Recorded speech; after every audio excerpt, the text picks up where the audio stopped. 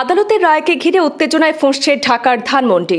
বিক্ষোভকারীদের সঙ্গে নিরাপত্তা বাহিনীর ধাক্কাধাক্কি, টিয়ার সেল এবং সাউন্ড ডিভাইস ব্যবহারের ঘটনা।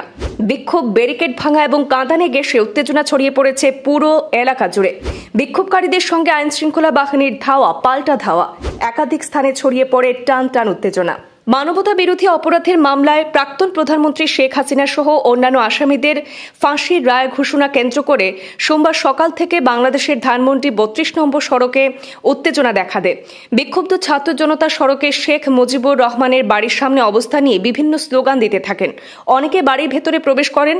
বেলা যত বাড়তে থাকে সঙ্গে সঙ্গে বাড়তে থাকে ছাত্র জনতার উপস্থিতি। এক পর্যায়ে দুটি এক্সকেভেটর দিয়ে শেখ মুজিবুর রহমানের বাড়ির ধ্বংসাবশেষ পুরোপুরি সরিয়ে দেওয়ার চেষ্টা করলে সেখানে পরিস্থিতি নিয়ন্ত্রণে আনতে সেনাবাহিনী এবং পুলিশ হস্তক্ষেপ করে বিক্ষোভকারীদের ছত্রভঙ্গ করে দেয়।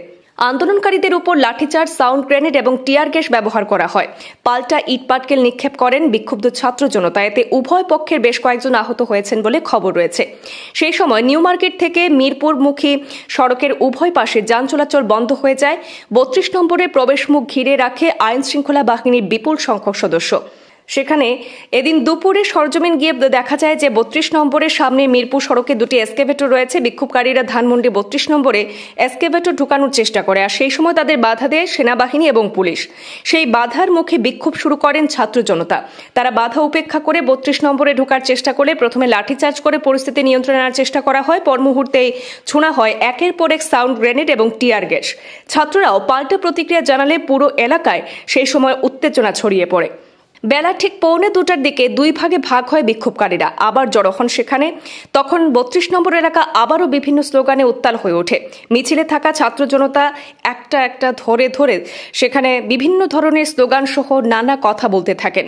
মিছিলটি ধানমন্ডি ৩২-এর দিকে অগ্রসর হলে পুলিশ সেখানে টিয়ার গ্যাস এবং সাউন্ড গ্রেনেড নিক্ষেপ করে ছত্রভঙ্গ করে।